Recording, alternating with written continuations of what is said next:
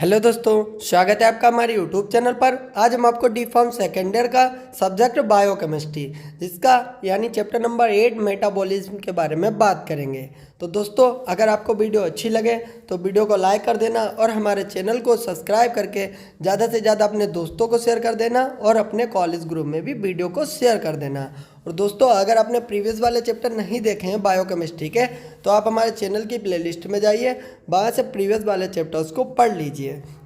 और अगर आपको मेरे व्हाट्सएप ग्रुप से ऐड होना है तो डिस्क्रिप्शन बॉक्स में लिंक दी गई है, स्क्रीन पर मेरा नंबर लिखा हुआ है, आप हमसे कांटेक्ट कर सकते हैं। उसके बाद आपको डी फार्म जो सेकेंड ईयर वाला व्हाट्सएप ग्रुप बनाया गया है उसमें आपको ऐड कर दिया जाएगा। और दोस्तों, हम कोशिश करेंगे कि ये जो आपका मेटाबॉलिज्म वाला चैप्टर है पूरा एक ही वीडियो में कवर करें। वीडियो चाहे कितनी भी लॉन्ग हो जाए, लेकिन दोस्तों आपका पूरा चैप्टर एक में रहेगा तो पढ़ने में थोड़ी सी आसानी हो जाएगी। इस वाले चैप्टर को बहुत अच्छा चैप्टर लिखा है, हिंदी इंग्लिश मिक्स में लिखा है। अगर आप इसको पढ़ेंगे तो आपको एक बार में ही समझ में आएगा और अच्छे से दोस्तों यानी आपको अच्छे से पढ़ना है। नोट्स को साथ में जो इम्पोर्टेंट पॉइंट्स हम बताते जाएंगे उनको नोट करते रहना है कॉपी पर, फिर इसको एक बार और देख लेंगे एग्ज़ाम टाइम तो दोस्तों आपको प्रॉपर जो है समझ में आ जाएगा। इससे लगभग 10 से 12 नंबर का आपका एग्ज़ाम के अंदर पूछा जाता है इस चैप्टर से, तो आपको अच्छे से पढ़ लेना है। तो वीडियो को लाइक कर दीजिए और हमारे चैनल को सब्सक्राइब कर दीजिए। और उसके बाद अब हम स्टार्ट करते हैं। तो आपको सबसे पहले पढ़ना है मेटाबॉलिज्म ऑफ कार्बोहाइड्रेट, यानी मेटाबॉलिज्म के चैप्टर में सबसे पहले आपको कार्बोहाइड्रेट के जो भी मेटाबॉलिज्म होते हैं उनके बारे में पढ़ना है।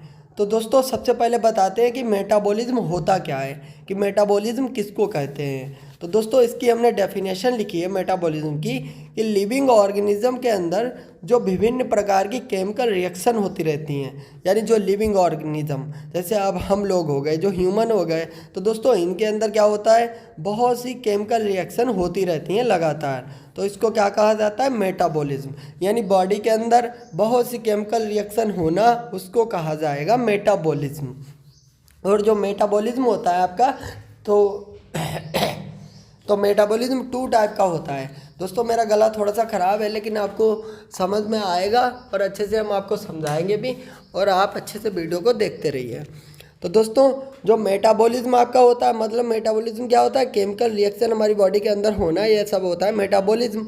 और दोस्तों, टाइप ऑफ मेटाबॉलिज्म, यानी मेटाबॉलिज्म कितने टाइप का होता है। तो दोस्तों, मेटाबॉलिज्म 2 टाइप का होता है। एक तो होता है आपका कैटाबॉलिज्म, एक होता है एनाबॉलिज्म। तो कैटाबॉलिज्म क्या होता है, मॉलिक्यूल को तोड़कर एनर्जी प्राप्त करना कैटाबॉलिज्म कहलाता है। मतलब यानी जब हमारी बॉडी के अंदर मॉलिक्यूल को तोड़ा जाता है, यानी तोड़ने का मतलब कैटाबॉलिज्म मीन्स काटना। जब जो बहुत से मॉलिक्यूल होते हैं जैसे कार्बोहाइड्रेट हो गए, जब बॉडी के अंदर इनको काटा जाता है यानी तोड़ा जाता है और फिर इनसे एनर्जी प्राप्त किया जाता है, तो इसको कहा जाता है कैटाबॉलिज्म। तो आपको याद रखना है, कैटाबॉलिज्म मतलब काटना, यानी जो कार्बोहाइड्रेट होंगे, प्रोटीन्स होंगे, जब उनको काट कर एनर्जी प्राप्त की जाती है तो उसको क्या कहा जाएगा, कैटाबॉलिज्म। और एनाबॉलिज्म क्या होता है, हमारी बॉडी को जो नीड होती है तो बॉडी खुद से उसकी सिंथेसिस करती है, तो उसे क्या कहेंगे, एनाबॉलिज्म। यानी बॉडी के अंदर जिसकी यानी कोई भी एनर्जी की ज़रूरत हो या किसी भी यानी सब्सटेंस की ज़रूरत होती है, फिर बॉडी उसको सिंथेसिस करती है। जैसे हमारी बॉडी के अंदर जैसे ब्लड सेल जो होती हैं, रेड ब्लड सेल होती हैं, इनकी ज़रूरत होती है, तो बॉडी जो है बहुत से सब्सटेंसेस, बहुत से पार्टिकल को ऐड करके इनका निर्माण करती है। तो दोस्तों, ये होता है आपका एनाबॉलिज्म।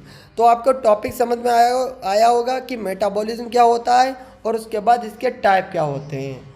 फिर बात करेंगे मेटाबॉलिज्म ऑफ कार्बोहाइड्रेट, यानी कार्बोहाइड्रेट का मेटाबॉलिज्म। यहाँ से कुछ डेफिनेशन हम आपको बताएंगे, फिर उसके बाद जो भी आपके टॉपिक होंगे उनको हम कंप्लीट करेंगे।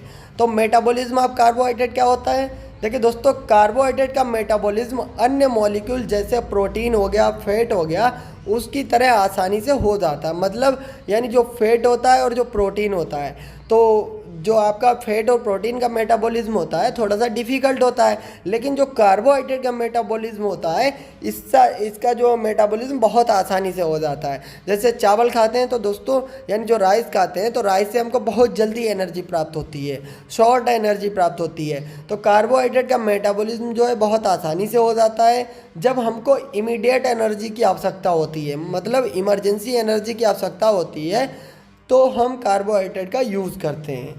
जो कार्बोहाइड्रेट हमारी बॉडी में यूज़ नहीं हो पाता है उसको हमारी बॉडी में यानी लीवर में ग्लाइकोजन की फॉर्म में स्टोर कर लिया जाता है। यानी जो भी कार्बोहाइड्रेट हो गया अगर बॉडी में यूज़ नहीं हो पाता है तो वह कहाँ पर स्टोर हो जाता है, लीवर के अंदर ग्लाइकोजन की फॉर्म में स्टोर हो जाता है।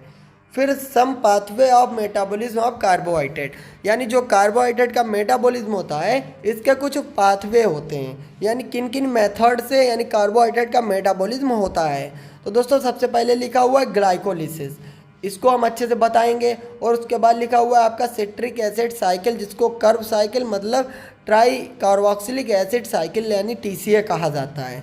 एक तो आपका ग्लाइकोलिसिस हो गया, एक आपका TCA साइकिल हो गया, और ग्लाइकोजेनेसिस, ग्लाइकोजिनोलाइसिस और उसके बाद ग्लाइकोनियोजेनेसिस। तो ये आपके यानी पाथवे होते हैं, इनके द्वारा जो है आपका मेटाबॉलिज्म किया जाता है कार्बोहाइड्रेट का। तो आपके सिलेबस में ग्लाइकोलिसिस यानी पहला वाला पूरा डिटेल में पूछा गया है, और दूसरा मतलब यानी citric acid cycle, Krebs cycle जिसको कहा जाता है TCA साइकिल। तो ये आपके डिटेल में पूछे गए हैं, हम इनको डिटेल में आपको बताएंगे। तो दोस्तों पहले शॉर्ट में देख लेते हैं ग्लाइकोलिसिस होता क्या है। देखिए दोस्तों, जब ग्लूकोज को और ज़्यादा तोड़ा जाता है, तो जो ग्लूकोज होता है उसको और ज़्यादा जब तोड़ा जाता है तो भाई आगे चलकर क्या करता है, ATP रिलीज़ करता है ग्लूकोज, फिर पायरुवेट एंड लैक्टेट बनता है। इस प्रोसेस को क्या कहा जाता है, ग्लाइकोलिसिस। तो दोस्तों ग्लाइकोलिसिस प्रोसेस में आपको याद रखना है पायरुवेट आपको बनाना है, यानी जो ग्लूकोज को तोड़ेंगे, तोड़ते तोड़ते उसके बाद उससे पायरुवेट जब प्राप्त हो जाएगा तो ये प्रोसेस आपकी ग्लाइकोलिसिस वाली आपकी प्रोसेस कंप्लीट हो जाएगी। और फिर बात करते हैं सिट्रिक एसिड साइकिल, यानी कार्बोहाइड्रेट, फैट एंड प्रोटीन के मेटाबॉलिज्म, यानी जो फैट और प्रोटीन कार्बोहाइड्रेट हो गया उसके मेटाबॉलिज्म के लिए जो पाथवे है उसको क्या कहा जाता है, सिट्रिक एसिड पाथवे। और ग्लाइकोजेनेसिस क्या होता है, देखिए ग्लूकोज से ग्लाइकोजन बनने का जो प्रोसेस होता है, मतलब लीवर के अंदर जो ग्लूकोज स्टोर होगा वह किस फॉर्म में स्टोर होता है, ग्लाइकोजन की फॉर्म में। तो दोस्तों जब ग्लूकोज ग्लाइकोजन की फॉर्म में कन्वर्ट होता है तो दोस्तों उस प्रोसेस को क्या कहा जाएगा, ग्लाइकोजेनेसिस। और उसके बाद फोर्थ वाली डेफिनेशन है ग्लाइकोजिनोलाइसिस, मतलब ग्लाइकोजन से ग्लूकोज बनने की क्रिया। मतलब पहले आपने ग्लूकोज से ग्लाइकोजन बनाया तो उसको क्या कहा गया, ग्लाइकोजेनेसिस। अब ग्लाइकोजन जो होता है उसको तोड़ना फिर दोबारा से ग्लूकोज बनाना, तो जिसको कहा जाएगा ग्लाइकोजिनोलाइसिस। और एक लास्ट आपकी डेफिनेशन और है ग्लाइकोनियोजेनेसिस।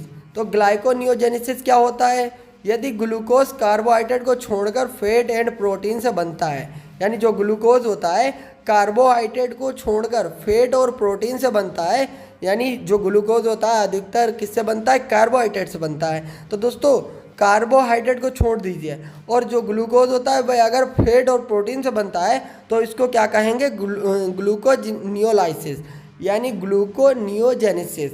तो ये आपके कुछ डेफिनेशन थी, तो इनको अगर आप पढ़ना चाहें तो अच्छे से पढ़ सकते हैं। फिर उसके बाद अब आपका वही टॉपिक आ गया पहला वाला ग्लाइकोलिसिस, जिसकी आपने डेफिनेशन पढ़ी। तो पहले दोस्तों इसमें डेफिनेशन आप ऐड कर सकते हैं और उसके बाद कुछ हमने पॉइंट लिखे हैं, इन पॉइंट को आप जो है डिफाइन कर सकते हैं। तो ग्लाइकोलिसिस क्या होता है, देखिए दोस्तों ग्लाइकोलिसिस बहुत ही इंपॉर्टेंट पाथवे है कार्बोहाइड्रेट के मेटाबॉलिज्म के लिए। ग्लाइकोलिसिस की प्रोसेस जो आपकी कार्बोहाइड्रेट का मेटाबॉलिज्म होता है उसका मेटाबॉलिज्म के लिए किसका यूज़ किया जाता है, ग्लाइकोलिसिस प्रोसेस का यूज़ किया जाता है। और ग्लाइकोलिसिस की प्रोसेस लिविंग सेल के साइटोप्लाज्म में होता है, यानी जो लिविंग सेल जो हम लोगों की सेल होती है उसके अंदर साइटोप्लाज्म भरा होता है, एक यानी द्रव भरा होता है यानी सब्सटेंस भरा होता है, तो उसी के अंदर ये प्रोसेस होता है आपका ग्लाइकोलिसिस वाला। और ATP को बैलेंस करने के लिए ग्लाइकोलिसिस की क्रिया होती है, यानी जो एडिनोसिन ट्राइफॉस्फेट मतलब ATP होता है, हमको एनर्जी कहाँ से प्राप्त होती है, जो एनर्जी प्राप्त होती है हमको ATP की फॉर्म में प्राप्त होती है। तो दोस्तों यानी ATP को बैलेंस करने के लिए ग्लाइकोलिसिस की क्रिया होती है, तो ये आपका होता है ग्लाइकोलिसिस। तो दोस्तों ग्लाइकोलिसिस में आपको क्या पढ़ना होगा, देखिए दोस्तों ग्लाइकोलिसिस में आपको एक चार्ट पढ़ना होगा, ए वाला चार्ट पढ़ना होगा। देखिए दोस्तों, तो इस वाले चार्ट को पढ़ने के लिए दोस्तों हमने एक स्टोरी लिखी हुई है, जिस प्रकार से आपने यानी 12th में पढ़ा होगा। जैसे आप जो पीरियोडिक टेबल होती थी तो उसमें आप क्या पढ़ते थे, हेलिना की रब से फरियाद बेटा मांगे कार, वो वाला आप पढ़ते थे ना, उससे आपको वो कंपाउंड जो केमिकल कंपाउंड होते थे भाई आसानी से याद हो जाते थे। तो उसी प्रकार से जो आपकी ग्लाइकोलिसिस की प्रोसेस है, इसमें एक प्रोसेस दी गई है, यानी एक स्टोरी दी गई है। तो दोस्तों इस स्टोरी को अगर आप पढ़ेंगे तो दोस्तों अगर इस स्टोरी को आपने 2-3 बार अच्छे से पढ़ लिया तो जो आपका आगे चार्ट हम बताएंगे तो आपको अच्छे से समझ में आ जाएगा। तो स्टोरी को समझाते हैं। तो दोस्तों स्टोरी क्या है अब हम आपको समझाते हैं। देखिए आपका यानी मतलब 2 भाई हैं, एक का नाम है ग्लूकोज, एक का नाम है फ्रक्टोज। मतलब 2 भाई हो गए, एक हो गया ग्लूकोज और एक हो गया फ्रक्टोज। तो 2 भाई हो गए और दोनों जब भाई हैं तो उनके मम्मी पापा भी होंगे। मतलब उनके मम्मी का नाम है G3P और पापा का नाम है DHAP। आगे हम इसकी फुल फॉर्म बताएंगे G3P और DHAP की। तो दोस्तों अभी अगर आप लिखना चाहें तो आप लिख सकते हैं। तो G3P की फुल फॉर्म है ग्लिसरल्डिहाइड 3 फॉस्फेट और उसके बाद जो आपका DHAP है इसका फुल फॉर्म है डाईहाइड्रो एसीटोन फॉस्फेट। तो आगे आप जब चार्ट देखेंगे तो उसमें आप पढ़ लेंगे। तो आपको समझ में आ रहा होगा कि 2 भाई हैं, आप अपने से रिलेटेड कर लीजिए, अपने से रिलेट कर लीजिए। तो दोस्तों 2 भाई हैं, एक का नाम है ग्लूकोज, एक का नाम है फ्रक्टोज। तो 2 भाई हो गए और इनके मम्मी पापा हो गए। मम्मी का नाम है G3P और इनके पापा का नाम क्या है DHAP।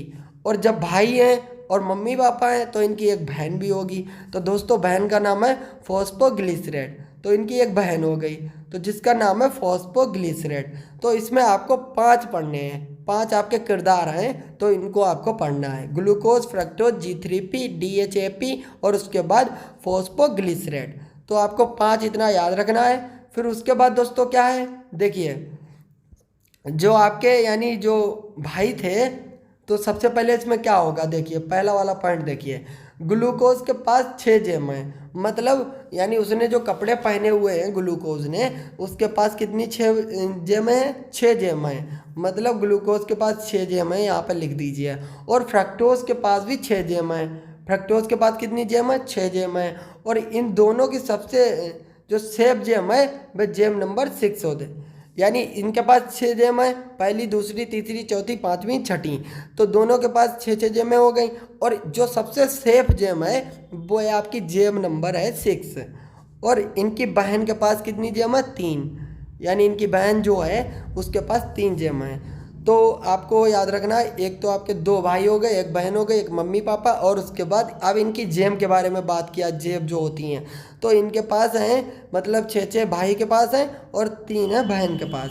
और इनकी जो सबसे सेफ जेम है वह 6 वाली है दोनों की, और जो बहन की है वह 3 वाली यानी 3rd वाली सेफ जेम है सबसे। फिर उसके बाद बात करते हैं, क्या बात करते हैं, देखिए दोस्तों ग्लूकोज बाहर जाता है। मतलब ग्लूकोज गया, जो सबसे पहले वाला था, 2 भाई थे ना, तो ग्लूकोज बाहर जाता है और एक मिठाई पेड़ा लाता है। यानी जो मिठाई लाता है वह मिठाई कौन सी होती है, पेड़ा लाता है और जेब नंबर 6 में रख लेता है। फिर उसके भाई जो फ्रक्टोज होता है उसका पेड़ा चुरा लेता है। उसके भाई ने देख लिया कि अरे मेरा जो भाई है एक पेड़ा लेके आया है। तो दोस्तों उसका जो फ्रक्टोज भाई है तो फ्रक्टोज का क्या करता है, फ्रक्टोज उससे जो है पेड़ा चुरा लेता है। पेड़ा चुराने के बाद जो फ्रक्टोज है इतना मक्कार है दोस्तों, उसको एक पेड़े से कोई वो नहीं हुआ, तसल्ली नहीं हुई। उसने कहा मेरा भाई पेड़ा कहाँ से लाया है, तो पेड़ा वे दुकान से लाया। फिर फ्रक्टोज जाता है दुकान से और दुकान से पेड़ा चुरा लेता है, एक पेड़ा और चुरा लाता है। मतलब ग्लूकोज के पास से तो चुराता ही है और एक पेड़ा और चुरा लाता है दुकान से। तो जो ग्लूकोज पेड़ा चुरा के लाया उसने 6ठी वाली जेब में रखा था, क्योंकि भाई जेब आपकी सेफ थी यानी ग्लूकोज की। और 6 वाली जेब से फ्रक्टोज ने चुरा लिया और अब फ्रक्टोज एक पेड़ा और लेके आया। तो फ्रक्टोज के पास कितने पेड़े हो गए, 2 पेड़े हो गए। उसने एक पेड़े को रखा एक जेब नंबर और एक रखा 6 वाली जेब नंबर में। तो इसके फ्रक्टोज के पास एक पेड़ा यानी पहली जेब में हो गया, एक 6ठी जेब में हो गया। फिर क्या होता है, फ्रक्टोज की ये सब हरकत देख ली उनके मम्मी पापा ने।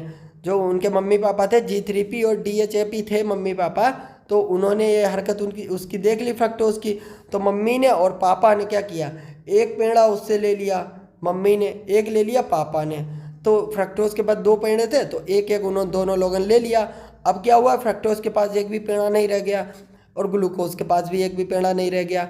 और उसके बाद क्या हुआ, मम्मी और पापा दोनों ने एक एक पेड़ा ले लिया। और जो उसकी बहन थी, अब दोस्तों बहन थी जो, तो फ्रक्टोज चुरा रहा है तो इस हिसाब से जो है उसकी बहन भी चोर होगी।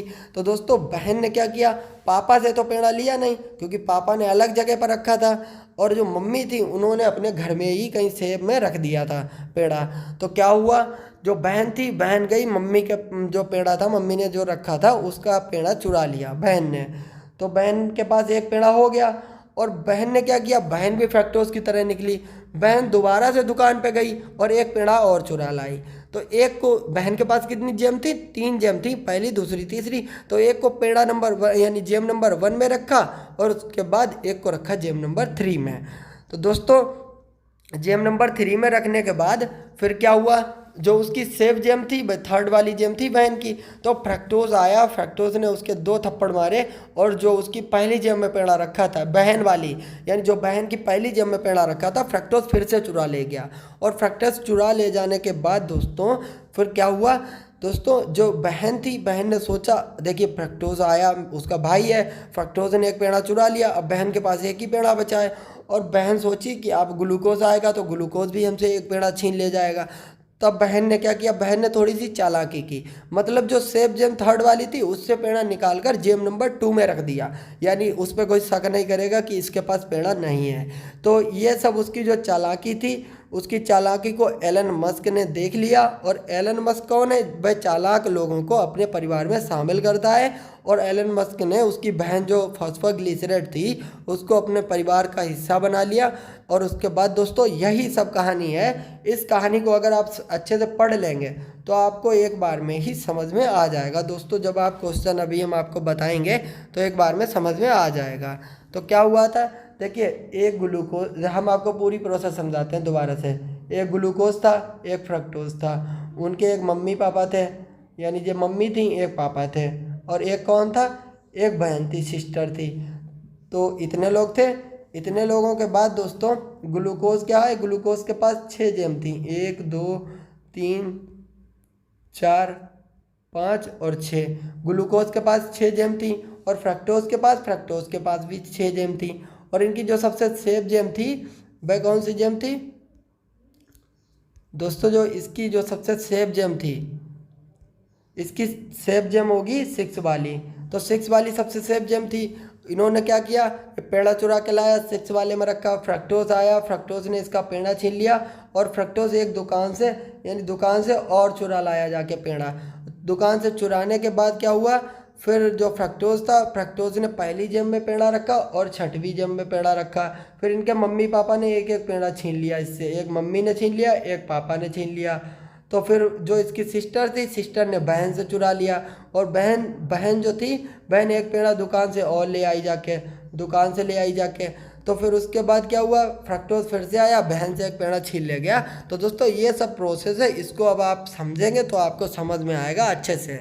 तो दोस्तों क्या था, देखिए एक बात और आपको बता दें, जहाँ पे दोस्तों यानी फॉस्फेट ऐड होगा वहाँ पर आपको एटीपी लगाना है, और जहाँ पर आपको यानी जो फॉस्फेट निकलेगा, तो फॉस्फेट अगर निकलेगा तो वहाँ पर एडीपी लगाना है। तो एटीपी का मतलब यानी एडिनोसिन ट्राइफॉस्फेट, और जब यहाँ पर यानी एक फॉस्फेट निकल जाएगा तो एडीपी हो जाएगा। तो दोस्तों अभी आपको हम समझाते हैं।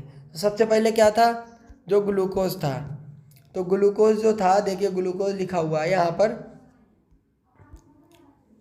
देखिए ग्लूकोज जो लिखा हुआ है, देखिए दोस्तों ग्लूकोज यहाँ पर है। ग्लूकोज ने क्या किया, यानी एक पेड़ा चुरा के लाया, और पेड़ा चुराने के बाद दोस्तों वह कहाँ पर गया, यानी जेम नंबर 6 में उसने रख दिया ग्लूकोज ने।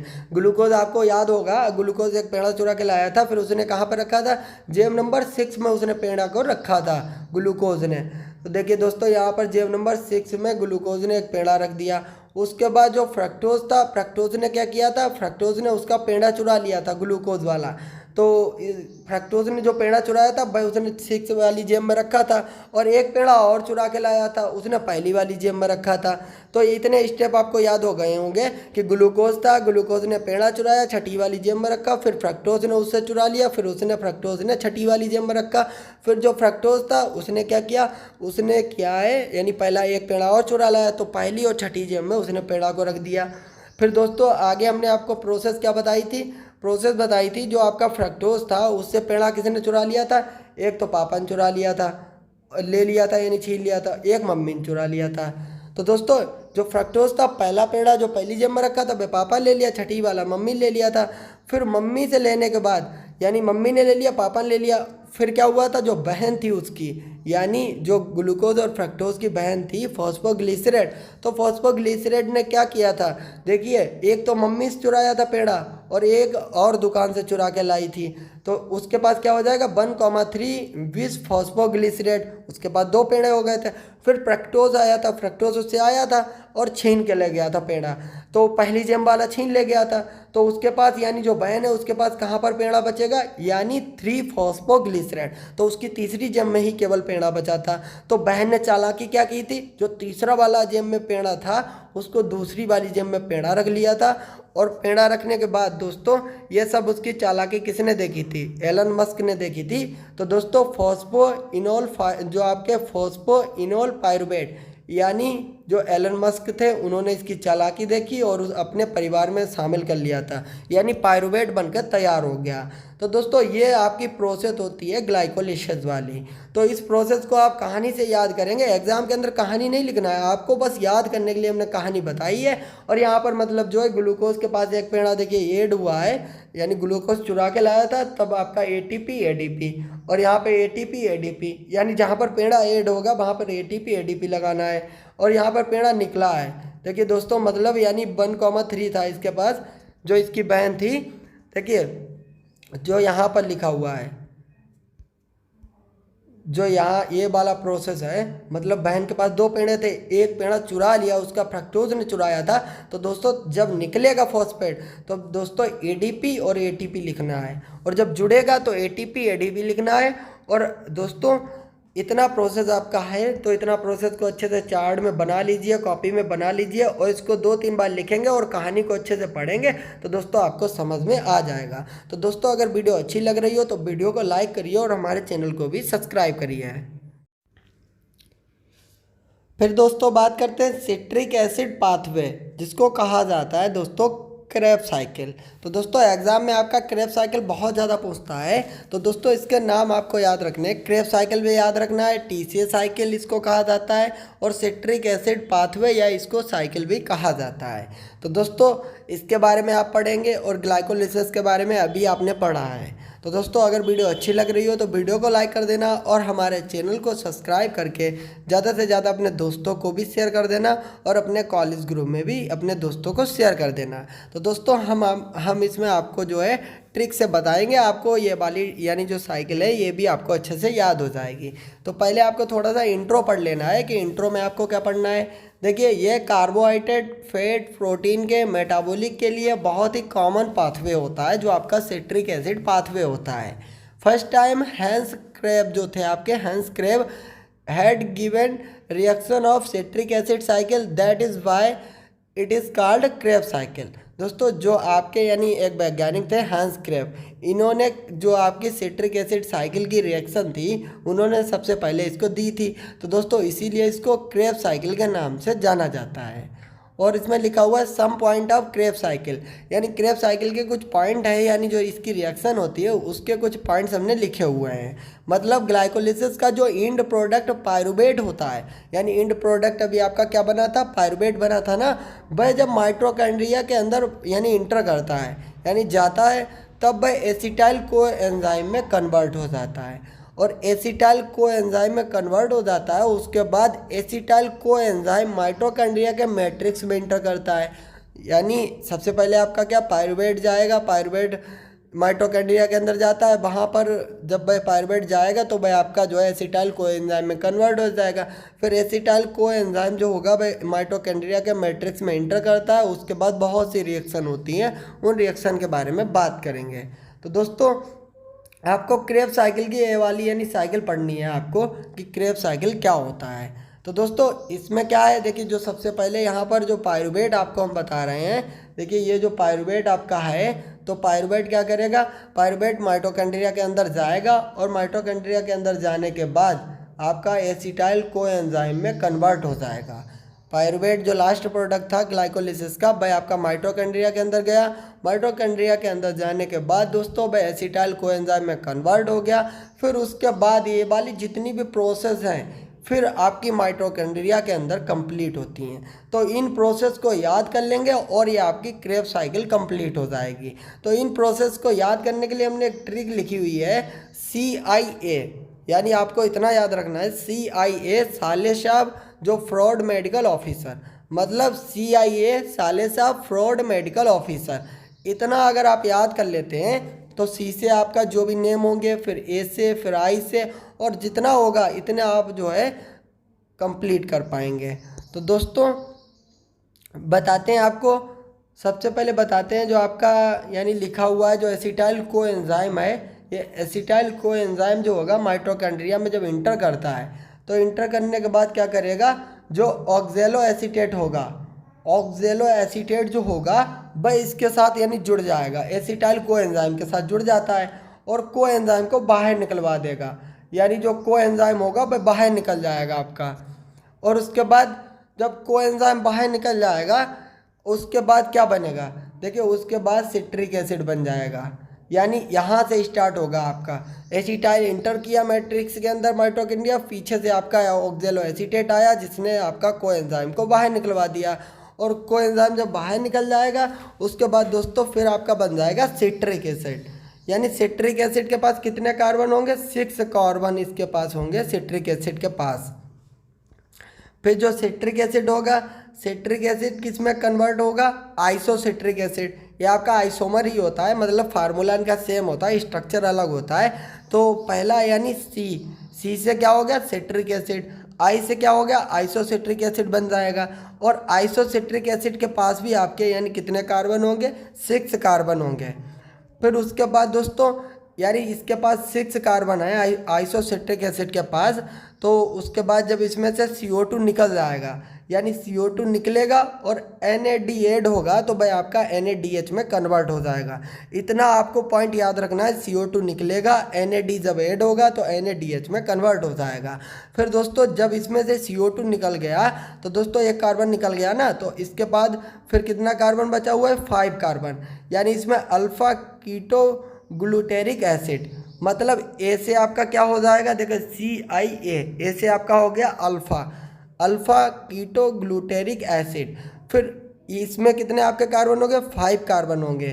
फिर एक कार्बन आपका और निकल गया CO2 के रूप में, तो दोस्तों फिर NAD फिर से ऐड हुआ, NADH जो है आपका बन गया।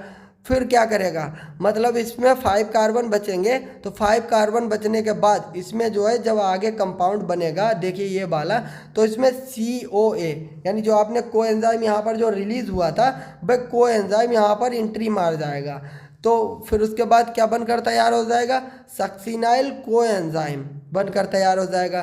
फिर सक्सिनाइल कोएंजाइम से बाहर निकल जाएगा, कोएंजाइम दोबारा से बाहर निकलने के बाद सक्सिनेट बन जाएगा, फ्यूमरेट, मेलेट। तो ये आपकी टोटल प्रोसेस है। इस प्रोसेस को आपको बिल्कुल रट लेना है। इतना प्रोसेस जब आप रट लेंगे तो दोस्तों आप अच्छे से एग्ज़ाम में अगर डिफाइन कर देंगे तो आपको पूरा मार्क्स मिल जाएगा। और यह आपको ट्रिक तो याद ही रखनी है, CIA साले साहब जो फ्रॉड मेडिकल ऑफिसर। तो इतना ट्रिक आपको याद रखना है। यही आपका क्रेब्स साइकिल है। अगर आपका क्रेब्स साइकिल बहुत ज़्यादा एग्जाम में पूछा जाता है तो आपका शॉर्ट में पूछा जाएगा 3 नंबर में, तो इतना आप अच्छे से डिफाइन कर देंगे तो दोस्तों आपको पूरा नंबर मिलेगा। क्योंकि जो आपका यानी स्ट्रक्चर वाला यानी कोई भी क्वेश्चन आता है तो भाई आपका यानी मैथ के एग्ज़ाम जैसे हो जाता है। स्ट्रक्चर अगर आप अच्छे से बनाएंगे तो आपका फुल मार्क्स मिलेगा, आपका कोई भी नंबर कटेगा नहीं। तो दोस्तों अगर ये वाली वीडियो अच्छी लगी हो तो वीडियो को लाइक करना, हमारे चैनल को सब्सक्राइब करके ज़्यादा से ज़्यादा अपने दोस्तों को शेयर करना, अपने कॉलेज ग्रुप में भी वीडियो को शेयर कर देना। वीडियो देखने के लिए धन्यवाद दोस्तों।